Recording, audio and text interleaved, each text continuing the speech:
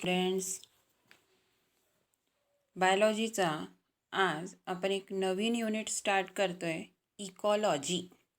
Ecology ह्या युनिटमध्ये आपल्याला 3 चॅप्टर्स आहेत आणि ते 3 चॅप्टर्स आहेत 13th number chapter, 14th number chapter and 15th number chapter. 13th number चॅप्टरमध्ये कन्सेप्ट आहे organism and population. 14th number चॅप्टरमध्ये कन्सेप्ट आहे ecosystem and energy flow. And 15th number is biodiversity, conservation and environmental issues. ह्या 3 chapter मिळून तयार होत्या आपली unit ecology. Okay, so let's start the 13th chapter, organism and population. Organism and population. This chapter is from ecology, as we previously discussed. Ecology. What is ecology? The term coined by Haeckel in 1869. Haeckel coined the term ecology. Logy means study. कशाची study? So, the definition is interaction between living means biotic and non-living means abiotic factorsचा interaction होणं. Interaction होणं biotic आणि abiotic फॅक्टर्सचं ह्याला म्हणलं जातं आहे इकॉलॉजी. इकॉलॉजी ह्याचे 2 कंपोनेंट झाले मग. Biotic factors means living beings and abiotic factors means non living. Okay, biotic factors. First we consider the biotic factor. The smallest unit is organism. Organism means all living beings. All living beings, plants, animals, all together are known as organism. The next term is population. Population म्हणजे काय? The group of similar organism is known as population.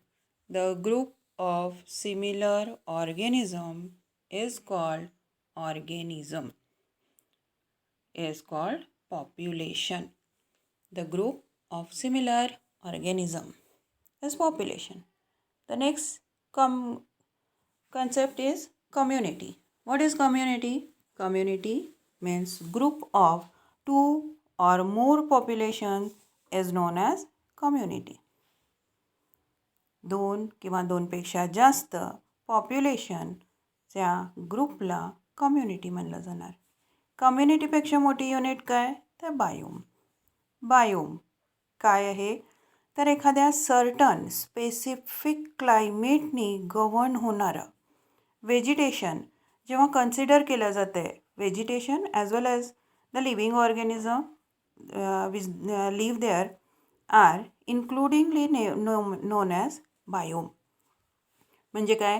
तर एखाद्या special टाईपचं climate आहे, जसं खूप hot climate असलं तर तिथल्या व्हेजिटेशन आणि लिव्हिंग ऑर्गॅनिझम्स करता शब्द वापरला जातो आहे desert plants and desert animals. तसं तर बायोम्स ह्याचे 6 ग्रुप आहेत. Desert, grassland, tropical forest, temperate forest, coniferous forest, Arctic और अल्पाईन टुंड्रा. जसं तुम्ही बघायला लागला आहे, नावावरूनच लक्षात येतं आहे. Desert means less water condition, coniferous means the rainy forest, and Arctic means which grow on snow. The 6 groups of biomes, major groups of biomes on the earth. The next term is biosphere. What is the meaning of biosphere? Bio means life, sphere means earth. अर्थवर जेवढे पण living organisms आहेत त्या सगळ्यांना एकत्र शब्द वापरला जातो आहे biosphere. Okay, the next page. पुढची डेफिनेशन आपल्याला तिथं स्टडी करायची आहे ती आहे हॅबिटेट. हॅबिटेट म्हणजे काय? तर कशी डेफिनेशन आहे आपली? Dwelling place of organism. Dwelling place म्हणजे काय? ड्वेलिंग प्लेस मराठी शब्द वापरला तर वावरण्याची जागा. म्हणजे तो लिव्हिंग ऑर्गॅनिझम कुठं राहतोय ह्याला त्याचं हॅबिटेट म्हणलं जातं. दुसरा शब्द येतोय निश. निश मीन्स इंटरॅक्शन ऑफ ऑर्गॅनिझम. निश हा शब्द कसा आहे तर फक्त राहण्याची जागा नाही, तर तो तिथं राहून दुसऱ्यांबरोबर कसा बिहेव करतोय, काय करतोय, ह्या सगळ्यांची स्टडी एकत्र केली जाणार, त्याला म्हणलं जाणार निश. आणि हा शब्द देणाऱ्या सायंटिस्टचं नाव आहे ग्रीनेल.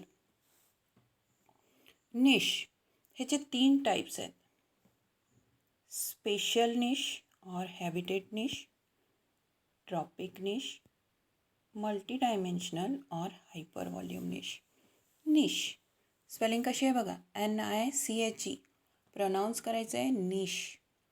Okay, so first type spatial niche or habitat निश, ह्याला अगदी सिम्पल लँग्वेजमध्ये आपण म्हणूया त्या लिव्हिंग ऑर्गॅनिझमचा ॲड्रेस, म्हणजे तो कुठं राहतो आहे.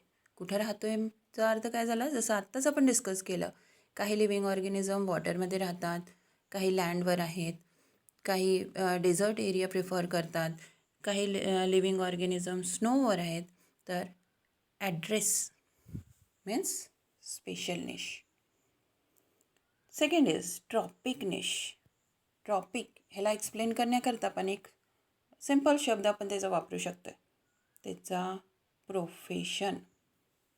Living ऑर्गॅनिझम्सचं profession. आता प्रोफेशनतून अर्थ इथं कसा आहे तर आपल्या सगळ्यांना माहिती आहे की इकोसिस्टममध्ये 3 लेवल्स आहेत, producer, consumer and decomposers. Producers are plants, consumers are animals and decomposers are microorganism. मग ट्रॉपिक निश हे काय आहे तर कशाची स्टडी करायची आहे तर तो तिथं प्रोड्युसर आहे, कन्झ्युमर आहे का डिकम्पोजर आहे ह्याची स्टडी करणं म्हणजे ट्रॉपिक निश झालं. The third point multidimensional niche or hypervolume niche. Simple शब्दामध्ये काय लिहिलं आहे आपण याला इथं, त्याचं behaviour. Multidimensional niche behaviour. Behaviour म्हणजे काय तर that living organism how it behave with each other. How it बिहेवचा अर्थ इथं काय आहे तर तो अदर लिव्हिंग ऑर्गॅनिझम्स करता हार्मफुल आहे, यूजफुल आहे, त्याच्या वॉटर, सॉईल, लाईट ह्या सगळ्या क्लायमॅटिक फॅक्टर्सचे डिमांड काय आहे, त्याचं फूड करता कॉम्पिटिशन, रिप्रोडक्शन करता कॉम्पिटिशन कोणत्या लिव्हिंग ऑर्गॅनिझम्स बरोबर आहे ह्याची स्टडी करणं म्हणजे multi dimensional niche or hypervolume niche. Okay, so 3 types of niche. Special niche is address, tropic niche is profession, multidimensional niche is behavior. Then we have to discuss difference between habitat and niche. Habitat is space occupied by that organism, physical space. राहायला काय कोणती जागा आणि किती जागा घेतोय त्याला म्हणलं जाणार habitat niche. But at the another side niche म्हणजे काय तर त्या लिव्हिंग ऑर्गॅनिझमची ॲक्टिव्हिटी. कशाकरता ॲक्टिव्हिटी, सर्वाईव्ह होण्याकरता, जिवंत राहण्याची जी धडपड आहे, जिवंत राहण्याकरता जो ते ॲक्टिव्हिटी दाखवतोय त्याला म्हणलं जाणार niche. Okay, then next difference between these two, habitat consider the many species at a time. त्या जागेवर राहणाऱ्या सगळ्या स्पीसीजचं हॅबिटेट आपण स्टडी करणार. But niche consider only 1 species at a time. एका स्पीसीजचं बिहेवियर, त्याचं प्रोफेशन, त्याचं राहण्याची जागा स्टडी करणं म्हणजे niche. Then the climatic conditions affect the habitat. हॅबिटेटला क्लायमेटिक कंडिशन्स अफेक्ट करतात, पण निशला कोणाचं इफेक्ट होतं आहे फक्त एनर्जी फ्लो. म्हणजे प्रोड्युसर्स एनर्जी तयार करणार, नेक्स्ट लेवल कन्झ्युमर, डिकम्पोजर्स करतात आहे, तर तो एनर्जी फ्लोनी फक्त अफेक्टेड होणार. This are the difference between habitat and niche. Okay, we will continue our next lecture with this niche as well. But first we will revise. आज आपण ecology ह्या शब्दाची डेफिनेशन, त्याचे कंपोनेंट बायोटिक बघितले. Next आहेत abiotic component. Abiotic component म्हणजे काय, तर पहिली स्मॉलेस्ट युनिट आहे त्याची फॅक्टर.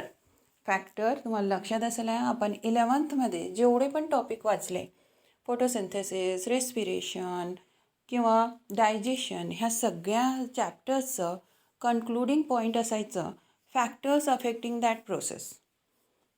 मग तो फॅक्टर कोण कोण असायचं, light, temperature, air, water, soil quality, हे सगळे त्यांचे फॅक्टर्स असायचे. म्हणजे फॅक्टर म्हणजे काय झालं, तर physical force which affect the any living beings are known as factor, and sum total of all the factors is known as environment. So आपण उद्याचा जो लेक्चर कंटिन्यू करणार तो कशावर करणार आहे, तर अबायोटिक कंपोनेंट्स, त्यांचे इफेक्ट्स आणि ते according to abiotic factors different types of living organism. Okay? Yes. Thank you.